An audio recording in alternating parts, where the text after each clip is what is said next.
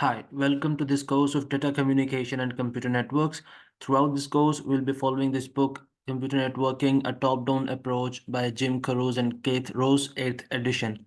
This book is easily available on the internet. You can download the book as well as these slides from the internet. Okay, so let's move forward.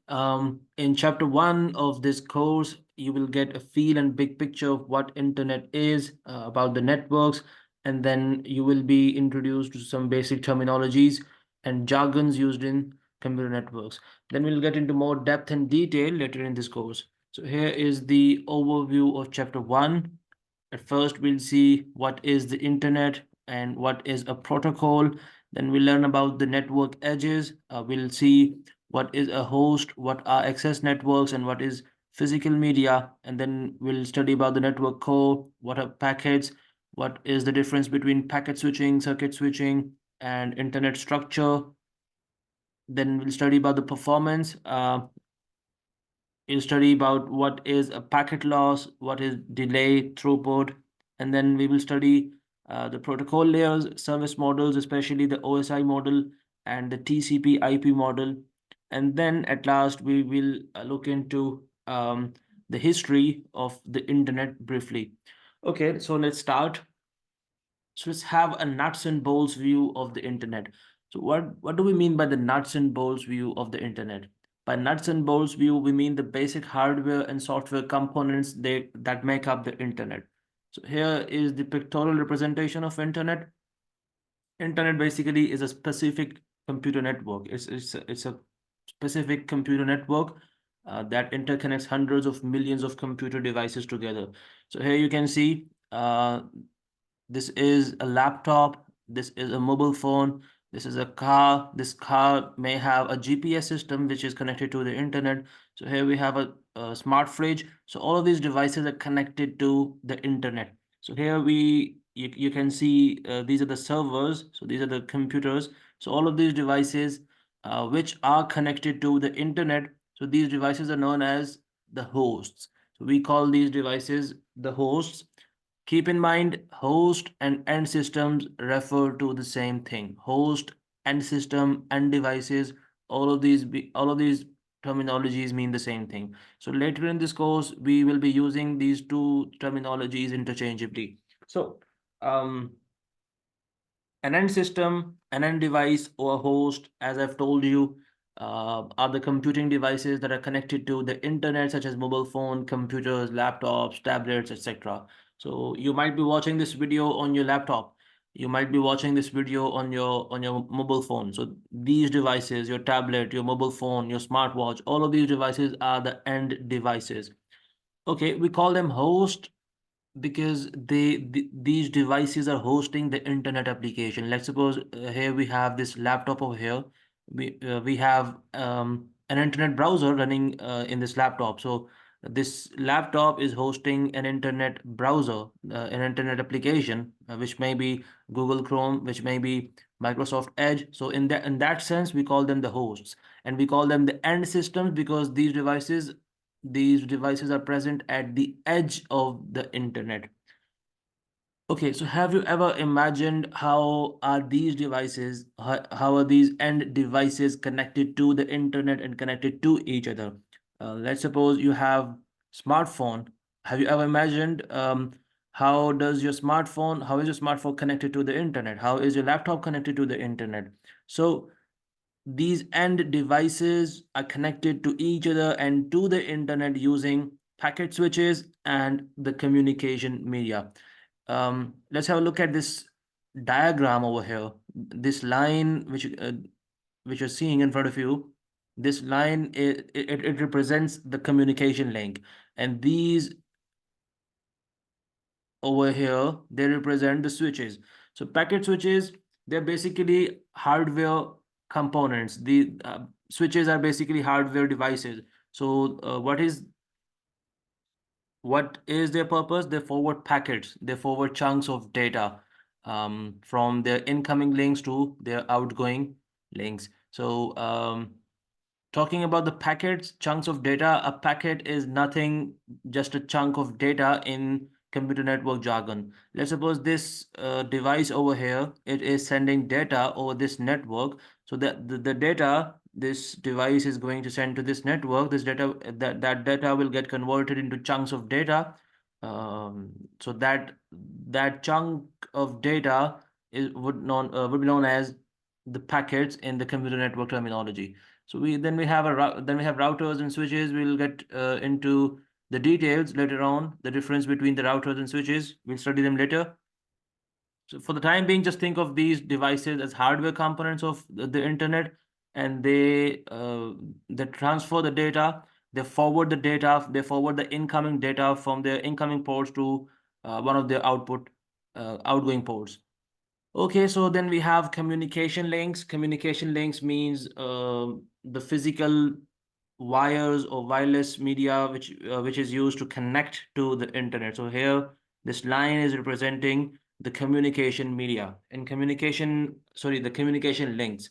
So the communication link can include coaxial wires.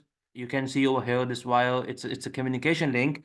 So we can have optical fibers, and then we can have copper wires. So here this wireless station is also a communication link because it is connecting the devices to the internet. So you may have a router, you may have a DSL or Wi-Fi router at your home. So that's also an example of communication link. Okay, then we have networks. Keep in mind, internet is a network of networks. Here you can see here we have a mobile network. So, and here we have a national or global ISP. ISP means internet service provider.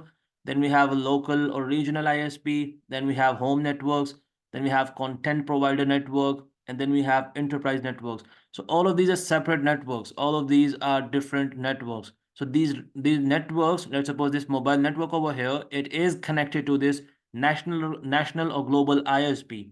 So all of uh, these um, these networks are connected together. So this mobile network is connected to this national or global ISP using these routers. We call them the end routers. We call them the access networks.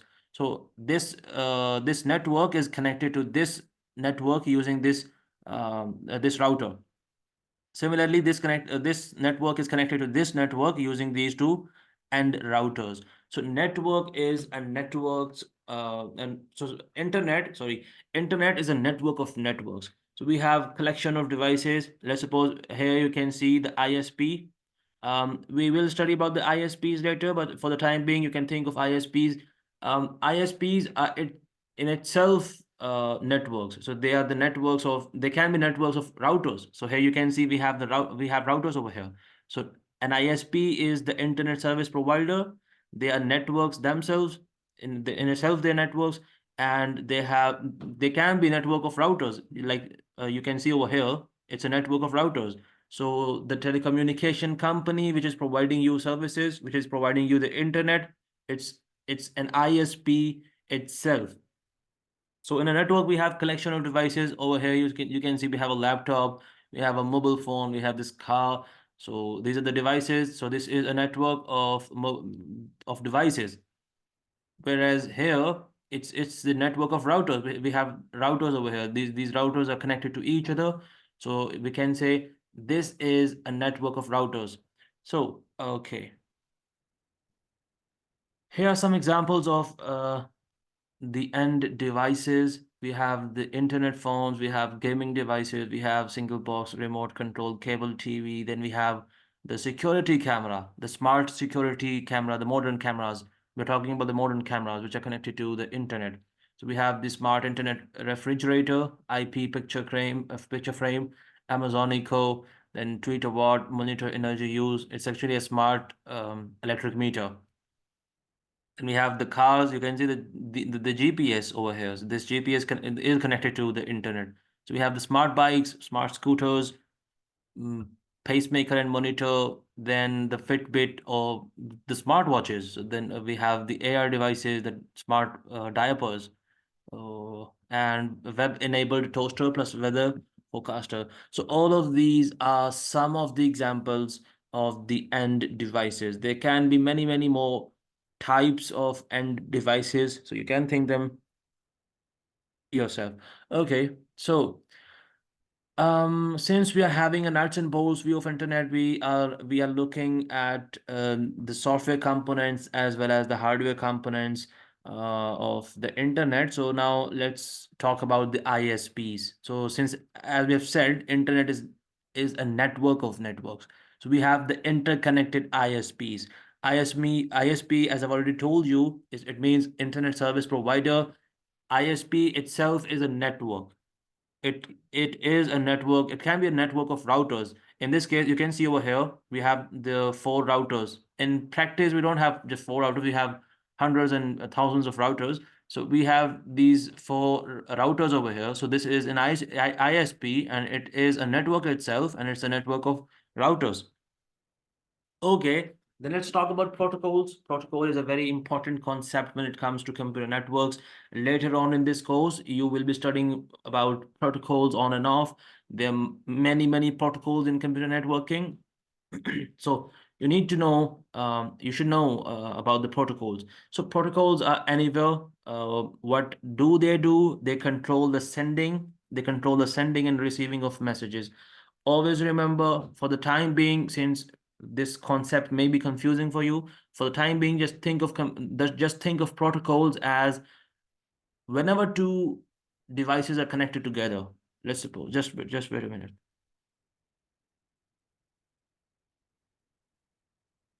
Suppose we have this computer A or device A. This is the device A, and here we have device B. Suppose we have connected these two devices together, forming a network. So whenever two devices are connected together, the communication between these two devices,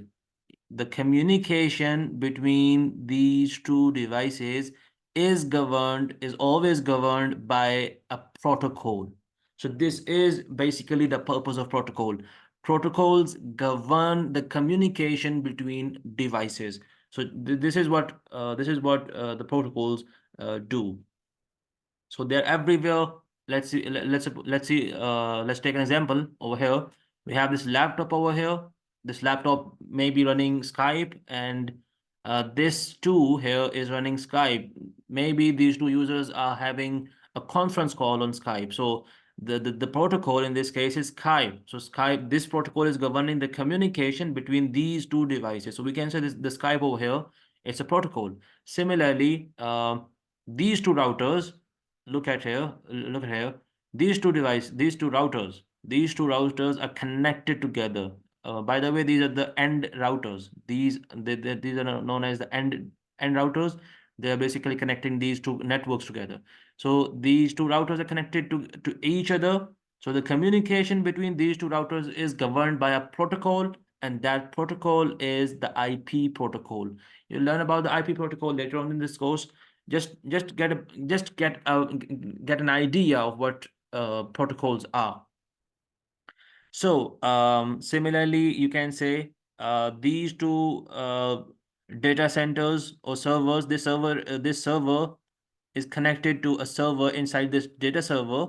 In the data center. So the communication between these two devices is governed by a protocol, and that protocol in this case is a TCP. So protocol, they're everywhere, and they control the sending and receiving of messages, or you can simply say protocols govern the communication. Whenever two devices are connected, see here, whenever two devices are connected together, the communication between them is governed by a protocol.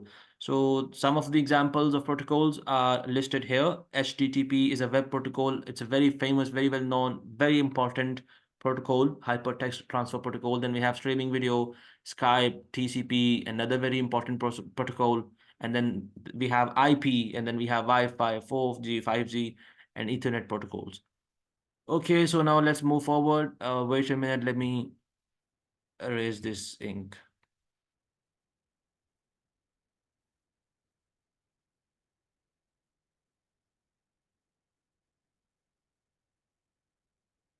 Okay, moving forward. These two are the standards of internet. RFC stands for Request for Comments, and IETF stands for Internet Engineering Task Force. You guys can search about these two standards on the internet. Okay, now let's skip this slide. Okay, so talking more about the protocols. Protocols are actually analogous to human protocol. Let's suppose you want to ask someone time. You want to ask somebody time. So how would you ask the other person about the time? You won't directly ask about the time. You won't say, "Hey, what's time it is right now?" So you won't directly ask the time.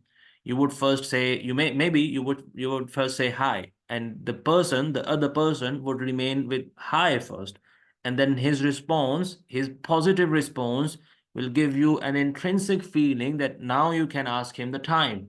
So this is actually a protocol. This is actually a protocol. uh, so there are rules for specific messages sent. Whenever you send a message, there's certain rules. Then there's specific actions taken when messages are when message received or other events. You'll get in-depth understanding of protocols later on when we'll study about the different protocols. For the time being, just get an idea of what can the protocols be. Okay, then we have the network protocols. As I've already said, in network protocols, we have computer devices instead of, like in human protocols, we have the humans. Like let's assume there are two humans communicating with each other. One wants to ask time. So how would he ask time? He would greet the other person first. The first person would greet the other person first, and then the second person would respond with a positive message, and then in the third step, the first person would ask him the time. So it's actually a protocol. So it's a human protocol. And in human protocol, we have the humans on both sides of the communication. Whereas in the network protocol, we have computer devices rather than humans, and all the communication activity in internet is governed by protocols.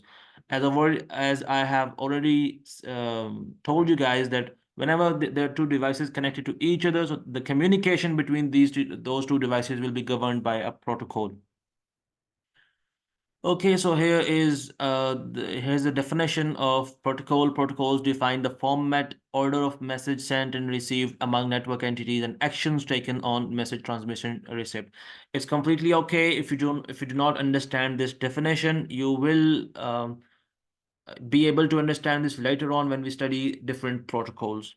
Okay, so here is a pictorial representation of a protocol. It's actually the representation of a human protocol. Okay, so this woman over here, she wants to ask the time. So she would first respond with hi. She would say hi, and then the other person, the person over here, he will respond with hi. So it's a positive response. So getting the positive response, then only then she would ask the time, got the time, and then the person will tell the time. So it's actually an example of a human protocol. So here is the pictorial representation of what a protocol in computer science looks like, or in computer networks looks like. So this is here we have a client, and this is the server. The client will request the server for a connection, and then the server, it will respond to the connection request. And then once the connection has been established between the client and the server, the client will request a source. It may be a file, it can be an image, it can be anything. So the client will request the resource which is present at the server, so the server will respond with that resource. So this is how this is the working of a protocol. Okay, so this is it. We will continue with a course later on in the upcoming videos. So do let me know in the comments section down below whether you like this lecture or not. Also, please subscribe to this channel and share this video with your friends. More, we will continue with the course in the upcoming videos. Thank you so much.